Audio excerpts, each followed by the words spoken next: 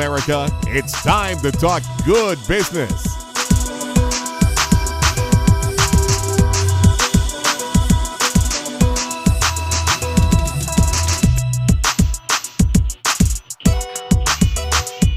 Dr. Tina is our guest today. She is the solver of workplace and work-life problems. As an executive coach, she works with professionals and business owners that want to create profitable, harmonious, and joyful lives and careers. She's also the host of Job Talk's radio and television show. You are in for a treat.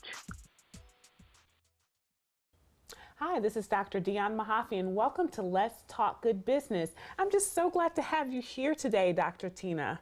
It is my absolute pleasure, Dr. Dionne, to be here, and I know this Doctor business is going to be quite humorous for this show. Yeah, definitely. Share with our audience a little bit about your background, your sojourn into entrepreneurship. Serendipity, but I think everybody must be an entrepreneur at heart. I made career decisions very early on in my life for ill-formed or unformed reasons, and I started my professional life as an engineer because I was offered a scholarship, and so there was very little thought put into that. I emigrated to the United States. I married a U.S. Army soldier, and I worked for Department of the Army as an engineer, and in the last several years of my professional life with the Federal Bureau of Investigation. But in those years, I started becoming involved in many, many other things that involved people. And so when people ask me what business I was in, I would say I'm in the people business.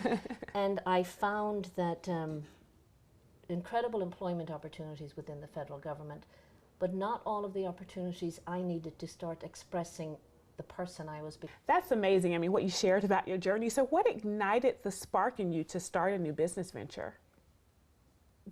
There were several steps, and perhaps our viewing audience will understand this in their own journey. I had wanted to be an entrepreneur many, many years ago, but I was wedded to the safety and security of a federal paycheck. And I wasn't willing, I was afraid, I wasn't willing to make that huge leap forward. But as I got older and started wrestling with my sense of being unfulfilled, not dissatisfied, but I just felt there was more. And serendipity, again, my mom, who's 81 this year, about 3 years ago, she has macular degeneration. She's fully functioning. She will live to be 110, please God. She, in passing, asked me if I would contemplate retiring early and helping her in the last journey of her life. There was never a moment's hesitation, but I said yes. And then I sobered up and woke up the next morning, or however that all transpired, and I thought, what did I do? What did I do? What have I agreed to? But actually, we all need that one question where somebody else needs to take us outside ourselves. And really what my mother was asking me was, what would I do with the rest of my life if I wasn't afraid? And my mind went into overdrive at that point. I said, okay, I have to finish my doctorate. I need some more business courses. I need to become certified as an executive coach. And so I spent the next 18 months preparing for the relaunch of me. And when I work with my own coaching clients, I talk about repositioning and rebranding and relaunching, not knowing that I was actually building my portfolio of programs as I was reinventing myself. And I do like to say now, I reinvented myself at 50, and it was because of a very fortuitous request from somebody I care about. And that's amazing that you were able to recognize what you were doing and how you could commercialize that into a business. So, you talked about going through the process yourself and then identifying that it was something that could bring value to others. So when you're talking to your clients, what are some of the things, aside from fear, because we always hear that, it's the fear that kept me from doing it. What are some of the things that you hear from clients that prevent them from venturing into entrepreneurship? Apart from fear, I'm a strategic planner by trade, and I'm a natural planner. I'm an engineer, I'm a solver. They are afeared, they have fear because they can't see past the hurdles that will take them to their highest and best self. So I would start with helping them envision what life would look like at their highest and best self. And then I ask them in this, it's not a trance-like state, but in this visioning process, What are the hurdles today standing between you and this other version of you? And they put everything out there without even realizing it. You know, it's money, it's schedule, it's I don't feel I'm articulate enough to be out in the world on my own. And they identify 10, 15, 20 things right off the top of their head. Great. What do? We take each one and we examine it and we develop a strategy to overcome that hurdle. So really what I now do with coaching clients is help them to identify and then plan to overcome the hurdles. Does everyone that comes to you for assistance and guidance, are they looking for entrepreneurship opportunities, or are they looking for some other aspect of career development? So yes and no. My platform is in the pursuit of joy and harmony in your work life. For many, many people, they want to be fulfilled at many different levels in a traditional career path, working for a corporation or working for a small business or working for an NGO. And then there are other clients who, through the process of seeking joy and fulfillment, realize that their unfulfillment stems from this place of the inability to own what they do. And in that moment we go, let's take a look at entrepreneurship. Awesome. Now we'll continue talking about entrepreneurship, and I want to touch on intrapreneurship. When we come back, this is Dr. Dionne. We're going to take a break and we'll be right back with Dr. Tina as we continue to discuss good business.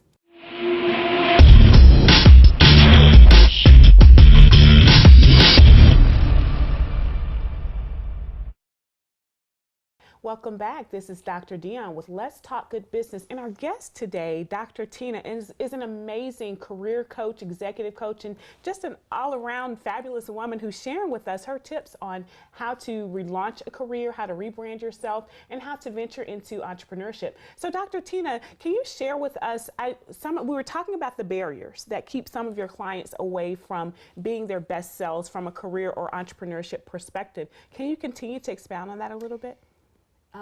We put up these barriers ourselves, quite simply.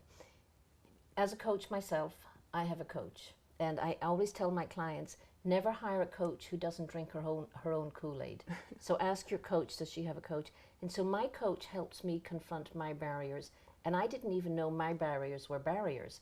So when I coach my clients and they present to me something in their story, it's in their up until now story, which is really not significant in the going forward story. They will say, well, no, I can't do this. And I might suggest an approach, but that's when I have my consulting hat on. Or I might ask the question, well, what does that barrier look like? And as I mentioned before the show today, I like to do a lot of work with members of the STEM community, engineers, scientists, IT, technical people, because I understand the pain they go through. And I will ask them questions about this barrier, this thing, this impediment. They give me a lot of impediments. And I'll suggest that they look at it another way, or they explore it more. And the response I get is, that's very contrived. Yeah. And I understand that's very contrived. But for me, part of the coaching accountability process is to help people question why they would even say something is contrived. And so there's a lot of, well, why do you say that? That's certainly an interesting way to view the situation. Tell me more about what you're feeling when you say that. And talking feelings to engineers, that's a tough place to be, both for me as a recovering engineer and for engineers themselves. But that is the one way that I know how to help somebody explore and examine their barriers. That's amazing. I mean, and here as another fellow engineer, I remember telling a client when they kept saying, well, I can't do that. I don't know how. So I always respond with the Pablo Picasso quote of, I'm always doing things I can't do. That's how I get to do them. So when you get, and one thing, the benefit of an engineer is that they're very tactile. So here are some steps and here are some directives. Just go ahead and go through the procedure. Maybe the transformation will come later. They're seeking it, but I think sometimes there are barriers to it. Now, in your coaching practice, when you're discussing transformation with your clients, if they're stuck in a particular place in the workplace or in, their business pursuits, how do you get them to start on the path of transformation? As a strategist? Yeah, as a strategist. As a strategist and a strategic planner, if you're going to invade a small country, start with the end in mind. Okay. If you're going to improve yourself, start with the end in mind, and not just the consequence of the invasion, but the rebuilding of the country after you've invaded.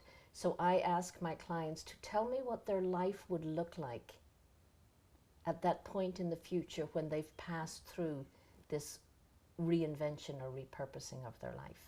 And from that point, we move backwards to, well, what would have been the step you would have performed at that point where you're now living in your future? And so it's a little bit less intimidating, particularly for people who live in their heads and not in their hearts, to invent a vision of the future and then plan backwards. And I will say to them, I deal a lot with the military community and the intelligence, law enforcement community. So I'll put it out in strategic terms. Let's develop a battle plan. Let's plan backwards from the date of the invasion or the date of reconstituting the country. And putting it in those terms, for this community, it helps them envision and then identify their own hurdles and then develop a operational plan, tactical plans to work through those hurdles. So we're really planning backwards. Now, there was some resource material that you shared with me. So you're planning backwards, and let's say that you have an idea. How long do you stick with it before giving up? And the reason I ask that is because Napoleon Hill said, we all have hundreds of ideas a day that could probably make us wealthy if we pursued them. Sometimes we have random thoughts, though, and I know for me personally, being an engineer, I'm always trying to problem solve and build something. And so I will start on an idea, although it may not materialize into a new venture. What do you tell your clients about that? So, because it's a transactional relationship, to solve X, they want to achieve Y, they want to create executive presence because they just got promoted. So we would go through a process of saying, well, let's look and see what you think executive presence is. And there are sometimes I do take off my coaching hat and I'll put on my consulting hat. Hold right there. We're going to put the consulting hat on when we get right back, when we come back from break. Okay. Because I don't want to have this conversation interrupted. We're going to go to break because we have to. And when we come back, we'll continue talking about that. This is Dr. Dionne. Stay right there. We'll be right back.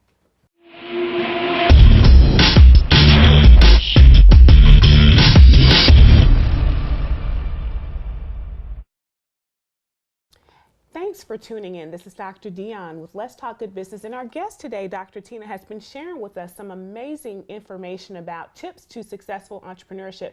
So Dr. Tina, we were discussing how long you stay with an idea. A lot of times entrepreneurs have ideas that they want to bring to the marketplace, but you know, you already said how you get them started on that path. But what about the other random thoughts that come to mind that may or may not materialize into a business? How long should they stick with it? If you were my coaching client, you hire me as your accountability partner. So I would say to you, you know, Dionne, I understand that you've introduced some new variables into the equation. Should we go back and re-examine the initial agreement? Is this something you want to continue to work on? What has changed that you want to now work on something else? And at that point, obviously the client has to make a decision. Or he might say, well, I can't get to this until I solve this. And that comes up in coaching a lot. Sometimes the problem they bring or the issue they want to explore really isn't the issue. And many, many times, if I was doing a 10 or 12 series coaching session, sometimes in the third or fourth session, a client says, well, actually, I really want to work on this. And I'm looking at their list going, this isn't anywhere. How did this happen? And so through this process of extended exploration, new issues are presented. So we make an agreement. Have we concluded that we no longer want to work on the original issue? Or is the new issue something else that needs to be worked on before we can get to the original issue? So it's this constant refining and clarification of ideas and intent and purpose. Awesome. Now, can you describe your typical day? My typical day, you know, I gave up working 9 to 5 and I now work 5 to 9. Right. 5 o'clock in the morning till midnight sometimes. Because I wake up in the morning, it's when I do my writing, I'm most creative. I write, I reflect, I meditate. Besides hiring a business coach, I also hired a personal trainer, which has been an absolutely phenomenal relationship because I get to practice all of my techniques on him while I'm training with him, and he gets the benefit of my coaching expertise. I do what I do in the morning. I mentioned I have family responsibilities.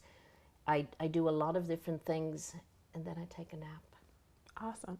But it is not a lazy nap. It is a power nap. A recharge. It is an absolute recharge. And it hits me normally, I can feel it, and it hits me normally at a certain time. And it really is just sitting in a chair.